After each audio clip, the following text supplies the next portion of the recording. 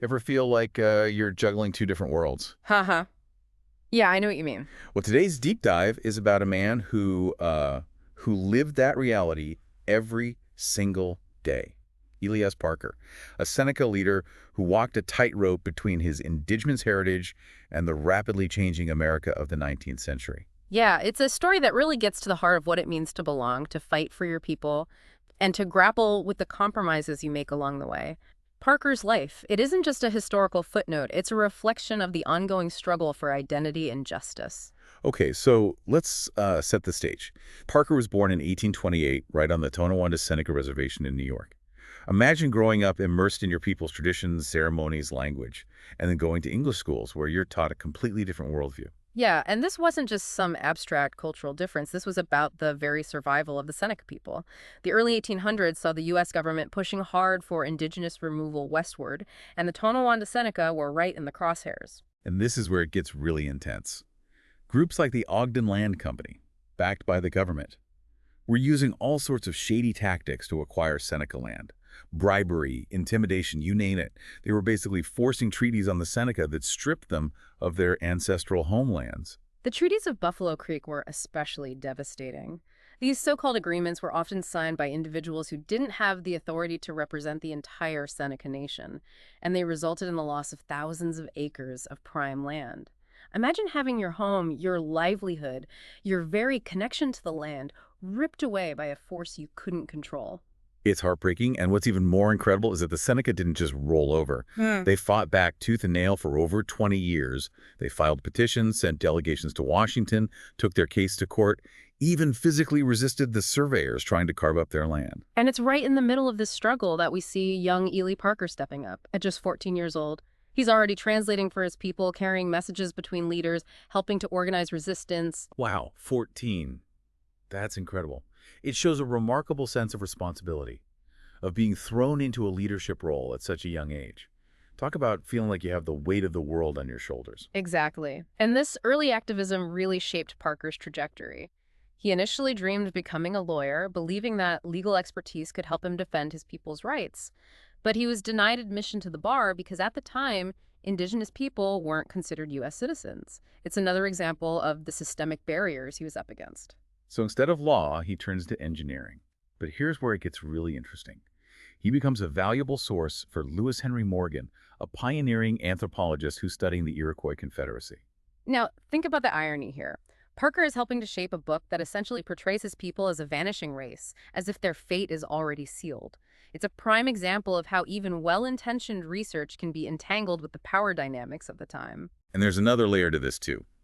Parker was involved in Morgan's secret society, the Order of the Iroquois, which appropriated indigenous culture for its rituals and often relied on harmful stereotypes. Some historians believe Parker's later revisions to those rituals, making the stereotypes even more blatant, might have been a form of satire, a way of subtly pushing back against the dominant culture's misrepresentation of his people. It's like he's trying to play this intricate game, using his knowledge and position to advocate for his people, while also navigating the limitations imposed on him by a system that doesn't see him as an equal. And that tension comes to a head in 1857. On one hand, it's a year of triumph. The Tonawanda Seneca win a major legal victory, allowing them to buy back some of their land. On the other hand, Parker decides to move to Illinois and work as a federal engineer, seemingly stepping away from the front lines of the Seneca struggle. But as we'll see, this move isn't a retreat. It's setting the stage for a whole new chapter in Parker's life.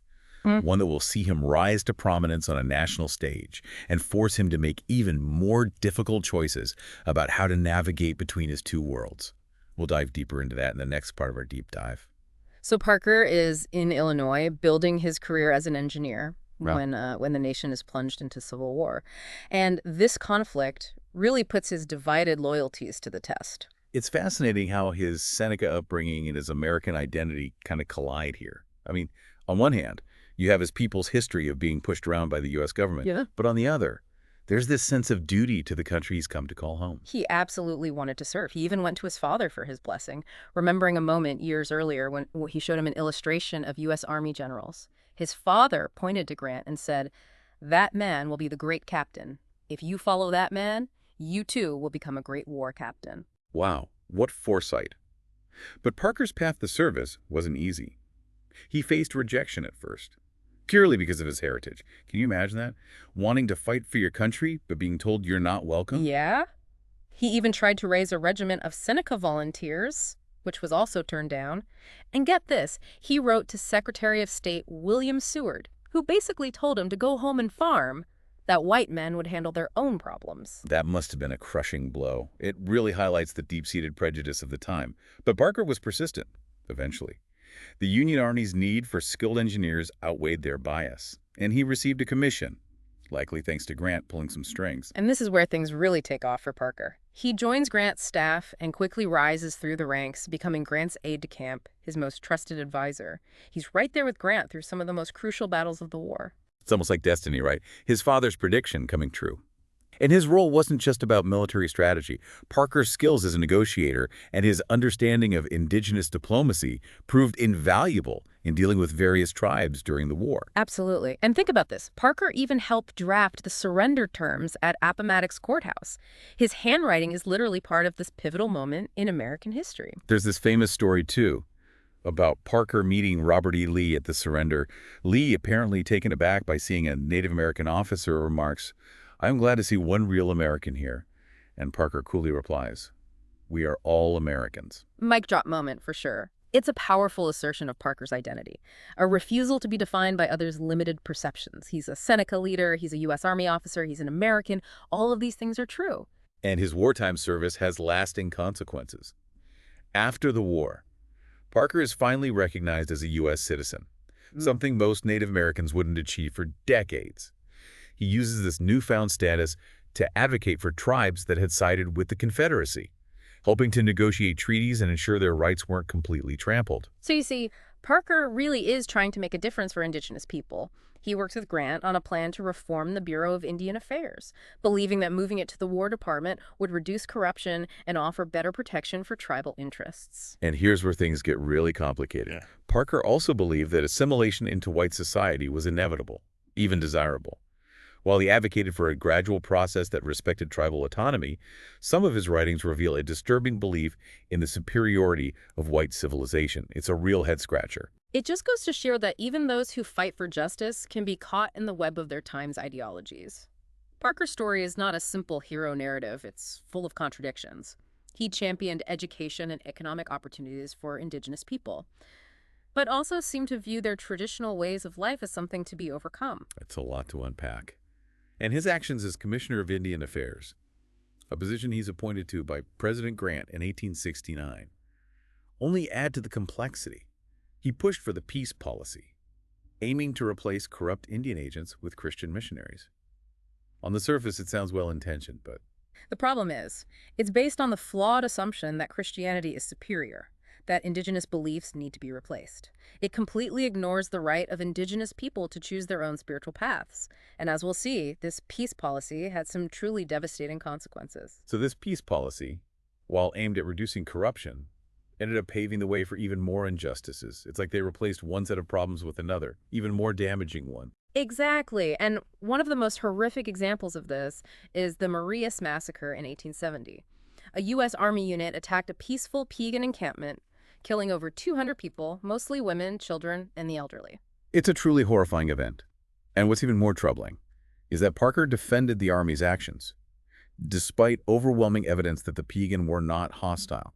It seems to completely contradict his commitment to peace and protecting Indigenous people. It's definitely a dark stain on his legacy. Some historians suggest that he might have felt pressured to support the Army, or perhaps he truly believed they were the lesser evil, compared to the constant threat of encroaching white settlers. But regardless of his reasoning, the Marias Massacre highlights the limits of trying to work within a system that's inherently unjust. By 1871, Parker resigns as commissioner, disillusioned and facing accusations of fraud. Though he was later cleared, he retreats from public life. And you have to wonder, if he was wrestling with the weight of his decisions, the compromises he made, and the unintended consequences of his actions. And it's in this later period that we see a shift in Parker's thinking. He forms a deep friendship with Harriet Maxwell Converse, an author and advocate for Indigenous rights. Their letters reveal a much more introspective Parker, one who's questioning his past choices and expressing regret for the path he took. For instance, He writes to Condors, "I have little or no faith in the American Christian civilization methods of healing the Indians of this country. It has not been honest, pure, or sincere. Black deception, damnable frauds, and persistent oppression have been its characteristics." It's a powerful indictment of the very system he once worked within. It seems like he's coming to terms with the true cost of assimilation, realizing that it often meant the erasure of indigenous cultures and identities. And he seems to be grappling with his own sense of belonging. He writes, "I have lost my identity and look about me in vain for my original being." It's almost like he's mourning the loss of a part of himself that he sacrificed in his pursuit of success in the white man's world. He begins to advocate for the preservation of indigenous languages, traditions, and ways of life, a stark contrast to his earlier emphasis on assimilation. It's a late awakening, perhaps, but it speaks to his evolving understanding of the complexities of identity and the importance of cultural survival. So Allen Parker dies in 1895, leaving behind a legacy that's as multifaceted and contradictory as the man himself. On the one hand, he achieved incredible things. The first Native American to hold a cabinet-level position, a key figure in the Civil War, a tireless advocate for his people. But he also made choices that were ultimately harmful, choices that reflect the deeply flawed attitudes of his time. He's been called both a hero and a sellout. And the truth, as with most historical figures, lies somewhere in between. I think Parker's story is a powerful reminder that history is rarely neat and tidy. Oh. It's messy, it's full of contradictions, and it challenges us to grapple with the complexities of individual choices within larger systems of power and oppression. It also shows us that even those who fight for justice can be flawed, can make mistakes, can be blinded by the prevailing ideologies of their time. And it forces us to ask ourselves, how do we judge historical figures who held views that we now find repugnant? How do we reconcile their achievements with their shortcomings? Those are tough questions, and there are no easy answers. But I think it's important to engage with these questions, Yeah. to wrestle with them, because that's how we learn from the past and strive to create a more just and equitable future. Parker's story, for all its complexities, can be a catalyst for that kind of critical reflection. And that's what makes these deep dives so valuable. They give us a chance to explore the nuances of history, to challenge our assumptions, and to gain a deeper understanding of the forces that have shaped our world. Thanks for joining us on this deep dive into the life and legacy of Eli S. Parker. It's a story that I think will stay with me for a long time, and I hope it sparks some new thoughts and questions for you as well. And be sure to subscribe to the deep dive so you don't miss our next exploration of history's most fascinating and enigmatic figures. Until then, keep questioning, keep learning, and keep diving deep.